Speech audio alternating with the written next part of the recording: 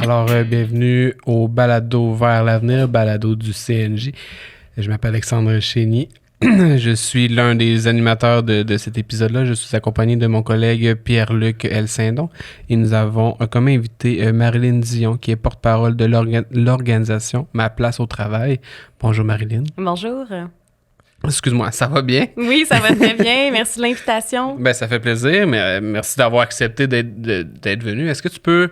On va aller directement au sujet. Est-ce que tu peux un peu nous parler de Ma Place au Travail? Là? C'est quoi? Ça fait quoi? Ça mange quoi en hiver? Et ainsi de suite. Là. Avec plaisir. Donc, Ma Place au Travail, en fait, c'est un mouvement qui a commencé comme un mouvement citoyen en 2021. Donc, ça fait aujourd'hui 3 ans que c'est un mouvement à travers le Québec. Puis, ça a commencé par l'histoire d'une maman de Kakuna qui poursuivait des études en psychologie, voulait retourner aux études finalement à la fin de son congé parental. Et là, elle a réalisé que, comme des dizaines de milliers de parents le réalisent quelque part dans leur congé parental, qu'il n'y avait pas de place en garderie pour son poupon dans sa région, et ce, pendant plusieurs mois. Donc, elle a lancé un mot-clic, un hashtag, comme on dit en bon français, sur les réseaux sociaux, Ma Place au Travail, parce qu'elle voulait sa place au travail, pouvoir retourner au travail, reprendre ses études. Et finalement, ce mot-clic a vraiment trouvé écho auprès de milliers de parents. Donc, le mouvement citoyen est né de cette manière-là, a pris de l'ampleur et il y a des centaines de bénévoles même qui se sont jointes tout au long du mouvement. Je dis jointes au féminin parce que c'était majoritairement, très grande majorité des femmes, des mères en fait, qui ne trouvaient pas de place en garderie, qui ont décidé de s'impliquer dans ce mouvement, qui est devenu ensuite une organisation à but non lucratif et qui est devenu depuis l'été dernier une organisation à but non lucratif qui n'était plus seulement portée par des mamans bénévoles, mais bien financée par une fondation, ce qui a permis d'avoir une petite équipe permanente qui y travaille, qui pérennise justement cette mission, qui multiplie les actions à travers la province. Et donc, aujourd'hui, c'est ça, on est un OBNL qui a 3 ans d'existence, qui a une petite équipe permanente, des administratrices qui sont là aussi de manière bénévole et d'autres bénévoles qui sont là pour appuyer la mission. Donc, ça reste un mouvement très vivant qui a pour but de montrer justement les impacts bien réels de la pénurie de cette place en service de garde éducatif à l'enfance au Québec, les impacts professionnels, les impacts financiers, psychologiques sur les parents et particulièrement sur les mères parce que encore aujourd'hui, de manière en grande majorité du temps, ce sont les mères qui doivent quitter leur travail, abandonner leurs études lorsque la famille ne trouve pas de place en garderie. Donc, c'est une façon aussi de sensibiliser les décideurs particulièrement à prendre cette crise vraiment au sérieux puis trouver des solutions rapidement pour aider les familles puis minimiser ces impacts-là qui sont très importants. Vous avez été un peu victime de votre succès, c'est-à-dire qu'il y avait vraiment un besoin là, à ce niveau-là. Est-ce que vous pensez que depuis la création de l'organisme, il y a des gains qui ont été faits ou il y a quelque chose qui a changé dans cette situation-là où le combat est toujours à mener? Je dirais que c'est les deux, en fait. Donc, oui, il y a des gains en ce sens où je pense qu'il y a tellement de parents qui ont vécu la situation du manque de place en garderie avant la création de Ma Place au Travail, mais il n'y avait pas un mouvement de mobilisation citoyenne qui était concerté vraiment au travers de la province et qui bénéficiait de justement cette importante mobilisation, mais aussi d'une grande présence dans les médias, de l'appui des différents partis d'opposition, de l'appui de différents partenaires, que ce soit les représentantes des travailleuses de la petite enfance, que ce soit les partenaires qui gravitent autour de la petite enfance de manière générale. Donc, ça a vraiment été la création de ce mouvement-là, de mettre en lumière ce problème-là et de le remettre constamment en lumière et de mettre la pluralité des conséquences que ça a de l'avant pour faire pression sur le gouvernement actuel pour qu'il y ait des solutions qui soient proposées et surtout pour qu'on mette les investissements à la hauteur du problème. Donc, d'un côté, il y a eu ces gains-là de par la visibilité qui a été mise pour cette problématique-là. Mais d'un autre côté, malheureusement, quand on regarde aujourd'hui le nombre d'enfants qui sont encore en attente d'une place en garderie, sur la liste d'attente, on a encore des dizaines de milliers d'enfants. En fait, plus de 30 000 enfants qui sont en attente d'une place en garderie. Et ça, c'est énorme. Ça. C'est énorme. C'est énorme et puis c'est probablement sous-estimé, en fait, parce que ce chiffre-là vient de la place 05, qui est le guichet unique, là, la liste d'attente où est-ce qu'on doit mettre notre enfant. La minute où on apprend qu'on attend un enfant, nous, on dit souvent que la place 05 a appris des grossesses bien avant des familles de parents parce que c'est comme la première affaire que tu fais. As-tu mis ton enfant? L'as-tu inscrit sur la place 05? Mais c'est pas tout le monde qui est inscrit sur la place 05 parce qu'il y a plusieurs régions où, par exemple, la crise est tellement importante que, il va y avoir d'autres systèmes qui vont être mis en place, puis on va un petit peu aller voir dans des milieux familiaux non reconnus, les voisins, etc. Donc, on s'inscrit pas à la place 05. Il y a aussi des gens qui ne savent pas que la place 05 existe. Il y a aussi des nouvelles familles, des nouveaux arrivants qui arrivent puis qui n'ont pas nécessairement conscience qu'il faut inscrire nos enfants sur cette liste d'attente. Donc, c'est clair que ce chiffre-là, il est sous-estimé. Y aurait-tu, concernant le guichet unique, est-ce que je comprends qu'il y aurait un manque d'information, un manque de communication sur comment dire, pour exposer le fait que le guichet unique existe? Est-ce que il y a un manque de publicité par rapport à cette situation-là puis à ce guichet-là en question. Oui, puis tu sais, le réseau là, de services de garde éducatifs à l'enfance, il est quand même complexe ici. Donc, on a toutes sortes de milieux. On a des milieux subventionnés, non subventionnés, des CPE, des milieux familiaux, des milieux reconnus, non reconnus. On a parfois un crédit d'impôt si on a une place non subventionnée. Il y a plein de choses qu'il faut connaître de ce monde, de ce milieu. Puis quand on devient parent, c'est pas nécessairement là qu'on a immédiatement toute l'information. Puis la place 05 fait aussi partie de ça parce qu'il y a d'autres sites qui gravitent un peu en parallèle. J'imagine de par justement cette pénurie qui était tellement importante, là, il y a des groupes Facebook ou il va y avoir d'autres sites Internet qui ne sont pas ce guichet qui devrait être unique en principe. Donc oui, il manque cette information-là, je pense, pour que vraiment tout le monde comprenne bien la complexité de notre réseau, puis aussi comment avoir une place en garderie. Il y a un beau parallèle à faire avec le guichet unique de santé Québec, là, qui semble souffrir du même problème. Malheureusement, c'est un parallèle quand même particulier. C'est quoi le plus long délai que vous avez eu connaissance d'une femme qui a dû mettre sa vie en pause avant de pouvoir retourner travailler? Il y a des parents qui nous ont écrit pour nous dire qu'ils recevaient un appel pour une place pour leur enfant alors qu'ils les inscrivaient à la maternelle 4 ans, par exemple, dans les pires cas. Ouais. Heureusement, c'est pas dans la majorité des cas. Ce sont les cas, justement, les plus extrêmes. Mais oui, il y a des endroits au Québec où la pénurie est vraiment problématique. Puis, on peut des fois aussi réussir à avoir une place, mais elle est à des dizaines et des dizaines de kilomètres de chez nous, où c'est un horaire atypique, où c'est un milieu familial et puis l'éducatrice qui est là prend sa retraite ou décide de fermer son milieu. Donc, il y a aussi des parents qui ont réussi pendant un moment, ont reperdu, là, ont eu un deuxième enfant, il n'y avait pas de place pour de la fratrie. Donc, il y a aussi des parents qui ont tout simplement dit, sais-tu quoi? C'est tellement compliqué que je vais juste comme rester à la maison puis attendre que mes enfants entrent à l'école avant de retourner sur le marché du travail, de reprendre mes études. Mais c'est ce non-choix qu'on dénonce, nous. Mm-hmm. C'est quand même incroyable de se dire qu'en 2024, on vive encore cette situation-là. Là.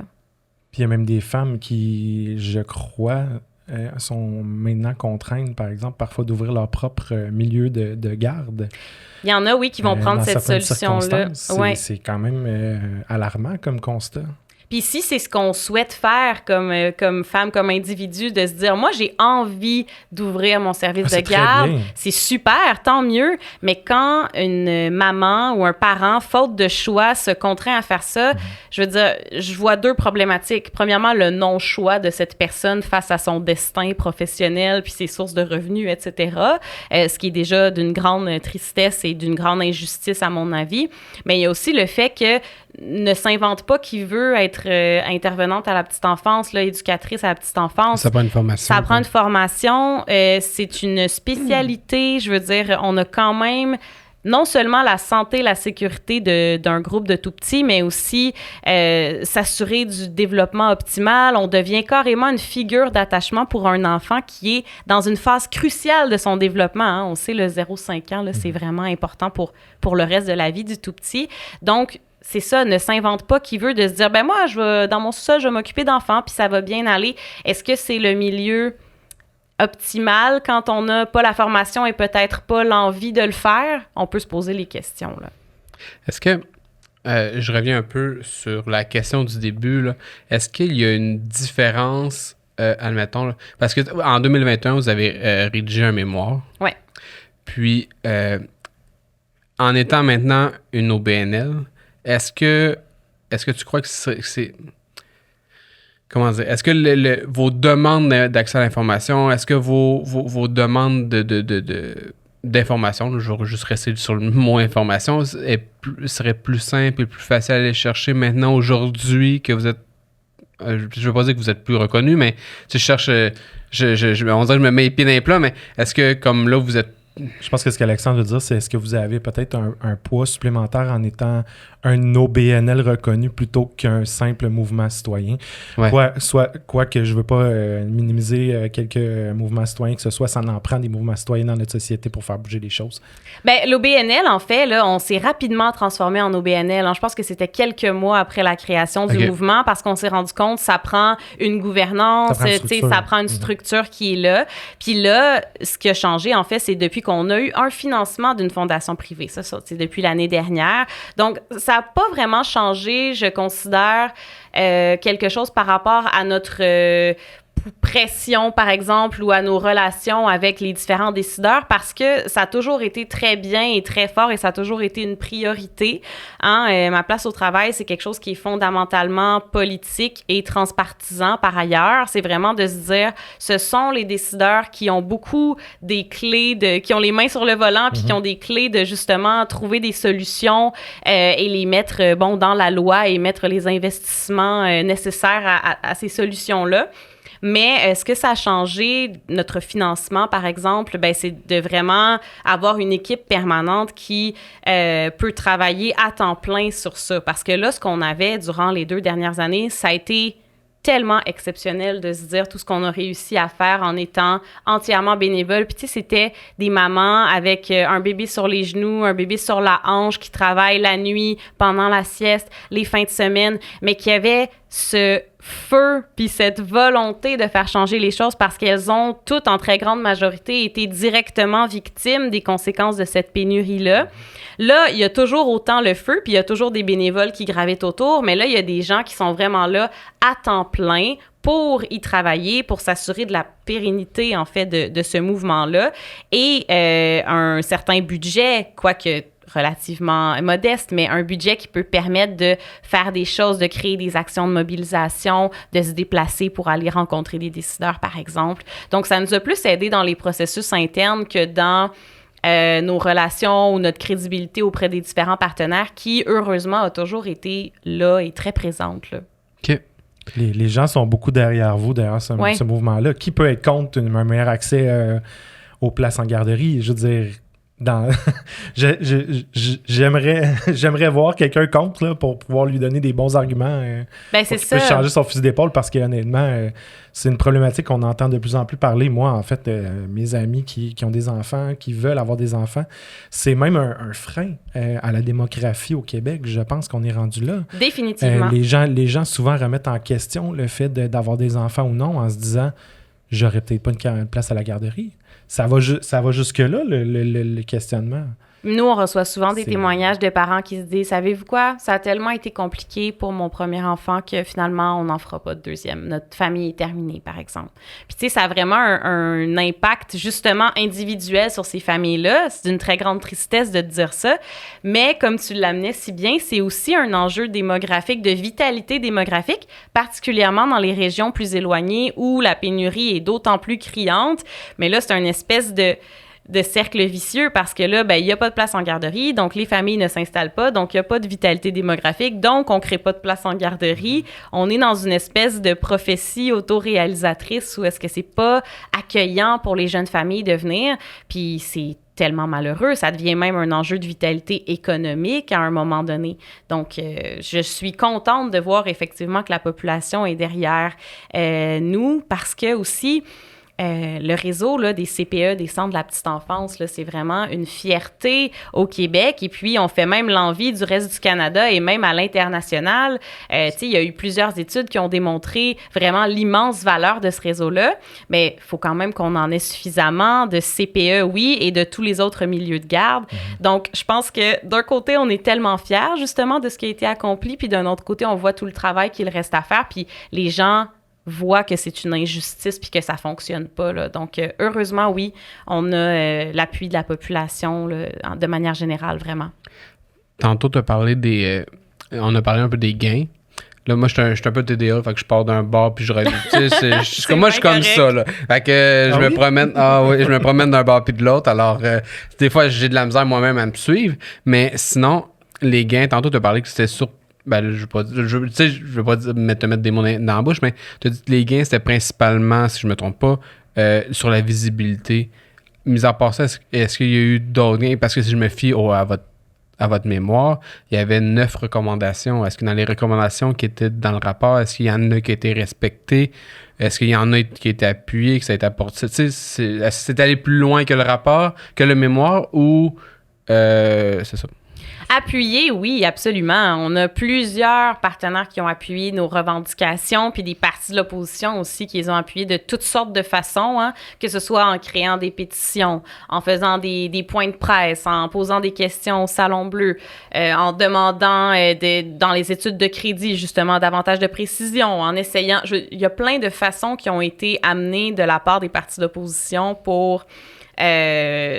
s'assurer d'essayer de voir s'il y a une de ces revendications qui peut être octroyée finalement. Mais tu sais, force est de constater que nous, nos revendications, si on plonge directement dedans, ça prend une place pour tous les enfants. Il en manque encore. Ça prend une place abordable pour tous les enfants, donc subventionner l'ensemble des places en garderie.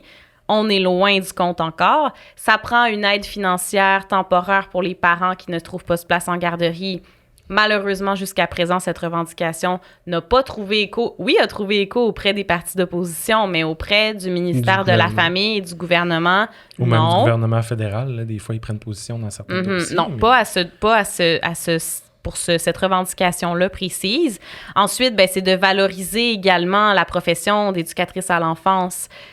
On a un gros problème de valorisation encore. Donc, les grandes orientations dont on a parlé, puis les solutions qu'on mettait de l'avant pour s'assurer d'avoir un réseau qui est complété, qui est de qualité pour l'ensemble de toutes les familles qui souhaitent avoir une place en service de garde éducatif à l'enfance, il y a encore énormément de chemin à faire, tu sais.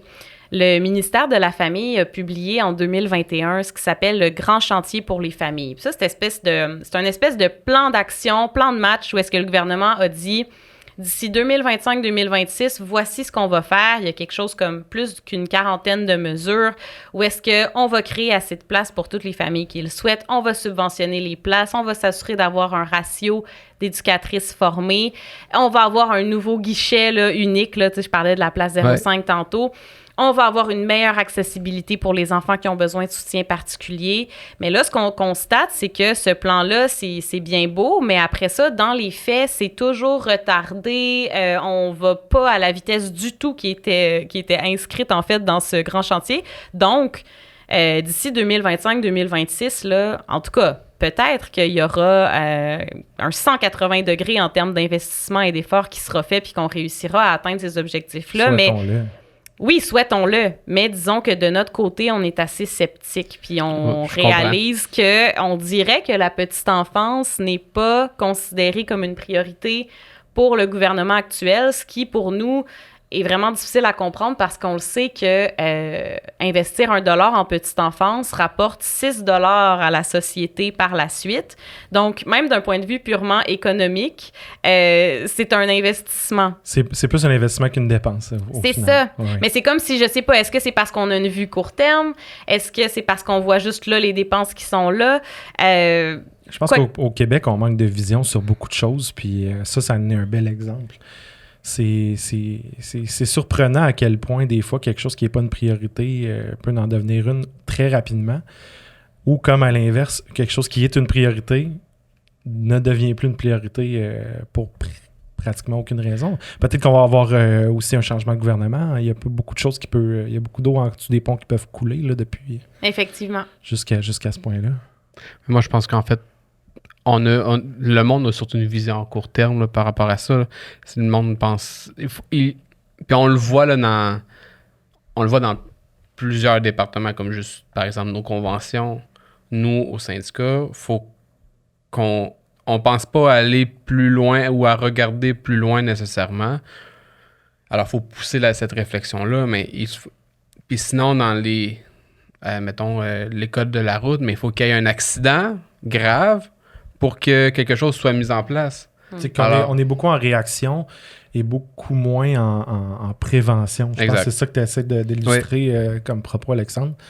Puis est-ce que c'est un constat que vous faites aussi? Ben c'est parce que, tu sais, récemment, le mois dernier, je suis allée à un événement où Pauline Marois parlait de la politique familiale, là, la loi, en fait, qui avait été la création là, des services de garde éducatifs à l'enfance, comme on les connaît, là, les CPE, exactement, en 1997. Puis, elle y parlait d'une vision où les centres de la petite enfance, elle, dans sa vision, là, ça devenait aussi un lieu de rencontre pour les familles où il y aurait pu avoir un optométriste qui vient regarder les yeux de nos tout-petits, une travailleuse sociale qui est là pour parler aux familles en cas de besoin. Donc, il y avait cette vision de se dire, on veut protéger nos tout-petits les plus vulnérables, on veut créer des rendez-vous pour les familles, on veut que, justement, les familles aient des places abordables avec une qualité éducative élevée. Puis quand on pense à ces grands projets, ces grandes visions, je trouve ça tellement inspirant de me dire, pourquoi on peut pas aujourd'hui aussi voir à long terme? Je veux dire, dans le passé, il y en a eu là, d'autres exemples de projets de société où, oui, il y avait un investissement important. Oui, probablement qu'il y avait des sceptiques qui disaient, mais mon Dieu, c'est tellement ambitieux, est-ce qu'on va y arriver?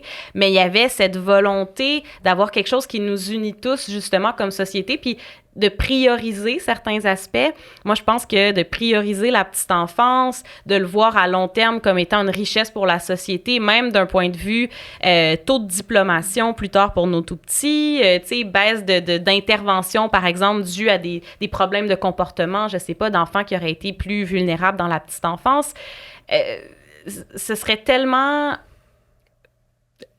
inspirant, pertinent de voir cette vision long terme pour nos tout-petits. Puis c'est difficile de voir que c'est ce qui est fait présentement. Présentement, on a l'impression que la pénurie est là, c'est grave, puis on tente de patcher des trous au mieux, mais sans cette vision à long terme qui demande, oui, certes, probablement un investissement plus important, mais qui aurait tellement des bénéfices plus importants aussi, puis qui assurerait un réseau durable là, dans le temps et de qualité.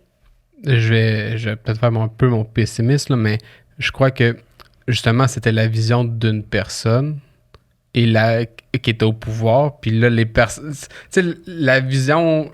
Je comprends que c'est super là, comme idée, ce qu'elle expliquait, mais je pense que le gouvernement ne veut pas, il change.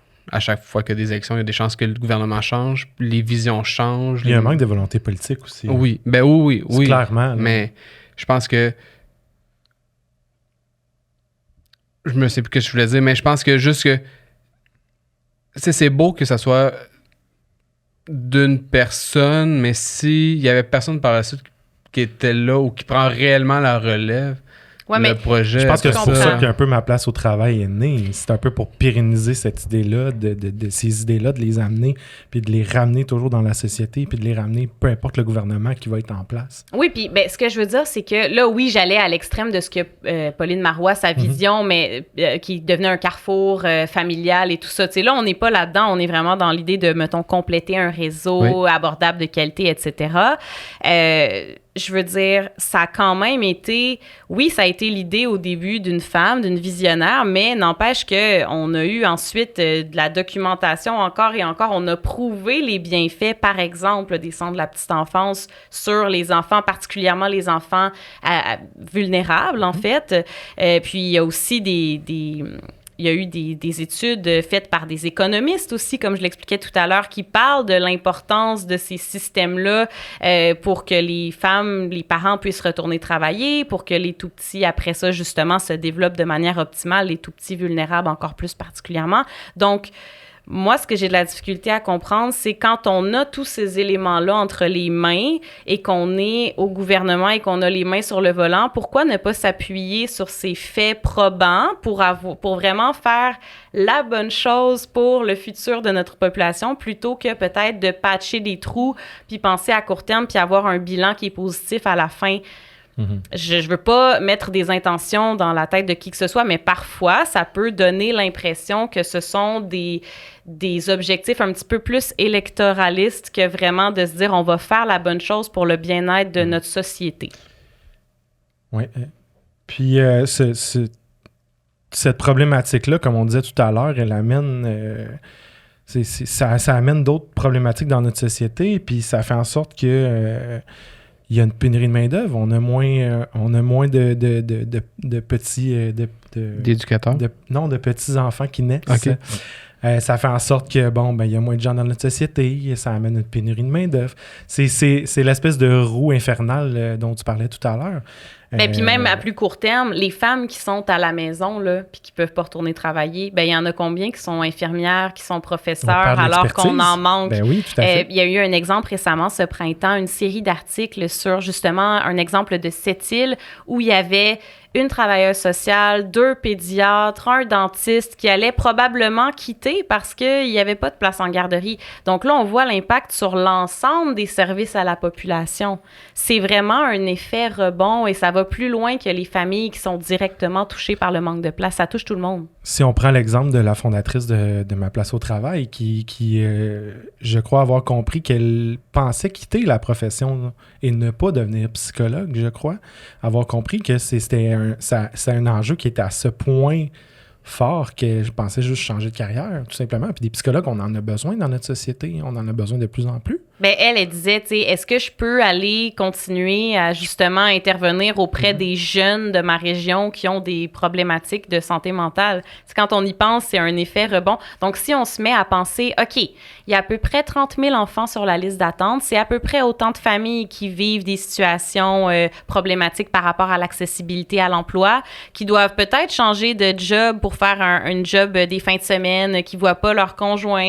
Tu sais, les conséquences vraiment ont un effet rebond, même sur aussi le partenaire qui continue, lui ou elle. Là je parle d'un exemple, admettons, d'un couple hétérosexuel où c'est la maman qui a dû arrêter de travailler et le papa continue à travailler.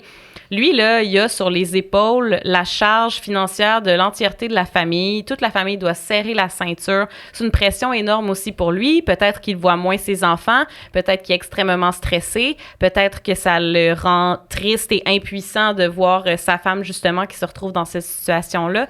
Donc, vraiment, toutes les personnes à qui on a parlé, qui nous parlaient directement là, des problèmes qu'ils avaient par rapport à l'accès à une place en garderie, autour d'eux, il y a des proches, il y a une famille qui le vit aussi, cet effet rebond. C'est pour ça qu'on dit que ça touche tout le monde, en fait, cette pénurie-là. Puis là, c'est rendu que c'est certain qu'il y a quelques années, les gens ne connaissaient pas nécessairement ça, mais là, il y a des différents couples de différentes orientations sexuelles avec différentes combinaisons de gens. Ça vient toucher une plus grande partie de la population, puis pas juste une femme et un homme en couple. Exact. Ça amène le problème, il est comme élargi au niveau de la société en général. Puis l'accès à la garderie va bénéficier à tout le monde. Donc, je comprends pas pourquoi les gouvernements s'obstinent à ne pas mettre le pied dans la porte, là, puis comme on dit en bon québécois.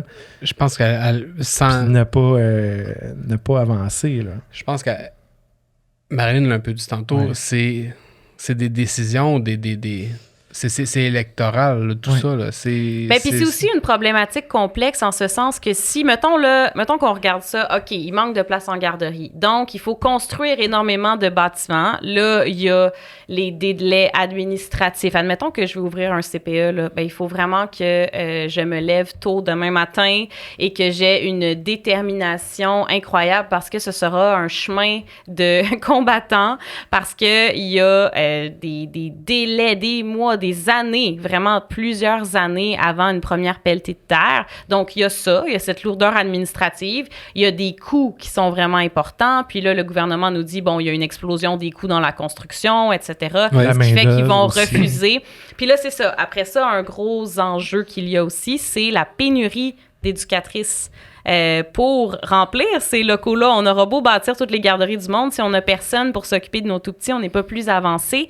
Et puis là, on devient dans une problématique qui est plus complexe parce que la profession là, d'éducatrice à la petite enfance, elle n'est pas valorisée. C'est pas des conditions de travail qui sont à la hauteur des responsabilités, pas du tout. Ce sont des salaires vraiment pas intéressants. Donc, ça fait que les jeunes là, qui vont aller au cégep pour se former, honnêtement, c'est vraiment déplorable là, parce qu'on reçoit des données, puis tu sais, admettons, dans un cégep pour la technique, il va avoir 10 finissantes à la fois, alors que dans le grand chantier pour les familles, on dit qu'il va falloir embaucher 17 000 nouvelles éducatrices. Mais comment on va faire pour les embaucher si on n'a pas des conditions qui sont à la hauteur justement de cette responsabilité-là, puis si personne veut le faire, ce travail-là? Ça aussi, c'est un problème. Niveau conditions pour les éducateurs, en fait, on peut dire que je m'y connais un peu là, parce que mon beau-frère est éducateur à l'enfance. Il travaille dans un CPE à Québec. Puis, génial. Ma soeur, mon beau-frère, eux, n'ont pas eu de problème là, pour placer justement leur enfant en garderie parce que pas comme le salaire ou les avantages ne suivent pas nécessairement le cadre d'emploi, le CPE doit mettre en place des moyens pour attirer le monde, comme par exemple donner une priorité aux éducateurs pour les places en garderie. Alors, je confirme, là, c'est pas des gros avantages, puis c'est pas énorme, là. Mon beau-frère, il a le salaire, il a un salaire moins élevé que celui de ma soeur, là, alors, puis je comprends totalement, puis je pense que c'est une des grosses problématiques, là. Ben, c'est ça, c'est le manque de valorisation de l'emploi. C'est quelque chose qui est difficile. Sont souvent, si je ne me trompe pas, sont un éducateur pour 6 ou 8 enfants. Puis là, c'est tout dépendant dans quel secteur qu'ils sont. Parce que si sont pour les poupons, mais ils sont 2 pour environ le même nombre. Alors, tu sais, c'est tout ça aussi qui peut être difficile. Puis après ça, c'est ça. Non, mais c'est prendre soin, c'est s'assurer, justement, comme je le disais, de la santé-sécurité, c'est de devenir une figure d'attachement, c'est de observer les comportements pour peut-être des fois, pas pouvoir diagnostiquer, mais pouvoir déceler, je sens qu'il y a peut-être un petit quelque chose qui aurait besoin d'être investigué. Tu sais, quand on voit, il y a le programme Agirto, là, qui est présent présentement pour justement aider les tout-petits de la petite enfance à intervenir rapidement, en fait, quand il y a des enjeux développementaux. Bien, c'est ça, il faut agir tôt parce que ça aussi, c'est prouvé puis c'est documenté. Quand on arrive à la maternelle avec certaines lacunes, bien, ça va nous suivre pour l'ensemble de notre parcours scolaire. Donc, encore une fois, on revient avec l'effet rebond. Donc, les éducatrices ont un rôle très important. Il y a des données, d'ailleurs, sur Agirto qui montrent que la grande majorité des cas qui sont pris dans le programme Agirto, il y a d'abord eu un petit drapeau qui s'est levé par quelqu'un à la garderie, dans un service de garde. Donc, ce sont des responsabilités très importantes. C'est des grosses journées. On est avec des tout-petits. On gère beaucoup d'émotions, beaucoup de bruit, beaucoup de stimulation, on sèche des larmes, on calme des chicanes, on apprend à faire bien vivre les émotions, à partager. C'est incroyable. Puis là, j'entre même pas dans justement quand on a un milieu familial et puis qu'on doit s'assurer de faire le ménage ensuite, de préparer des repas, etc. On fait des heures de fou pour les rapports montants. À la fin aussi. Oui, il y a les rapports aussi de parcours éducatif qui sont toutes des choses merveilleuses, très importantes. Mais justement, est-ce qu'on pourrait pas donner des conditions qui donnent envie de faire ce métier qui est absolument merveilleux, essentiel, très exigeant, avec des grandes conséquences pour l'enfant par la suite. Là, les enfants passent 40 heures par semaine en garderie. Là. C'est leur deuxième maison. Exact. C'est pas leur première maison. Donc, imaginez l'influence que l'éducatrice a dans la vie de cet enfant-là, dans cette phase cruciale de son développement. Là, En terminant, je pense qu'on peut tous prendre un moment pour justement lever notre chapeau à ces éducateurs et ces éducatrices qui travaillent en garderie. Absolument. Ils passent à travers une gamme d'émotions. En plus de vivre leur vie personnelle, doivent vivre les émotions des enfants, doivent les accompagner les familles dans les différentes décisions, les différentes situations. Je pense qu'on doit lever notre chapeau à à tous ces éducateurs et éducatrices. Vraiment, c'est important. Puis je pense qu'en tant que société, le milieu syndical doit être un allié dans cette mission-là pour pouvoir faire en sorte que tout le monde ait des meilleures conditions de vie, là. Puis ça passe par ma place au travail, je pense, puis ça passe par une société qui est mieux éduquée puis mieux formée et mieux encadrée. Puis, je vais juste rajouter quelque chose, en fait, pour la fin. Est-ce que, pour soutenir ma place au travail, est-ce que vous avez, je sais pas moi, un événement prochainement qui arrive ou comment qu'on peut...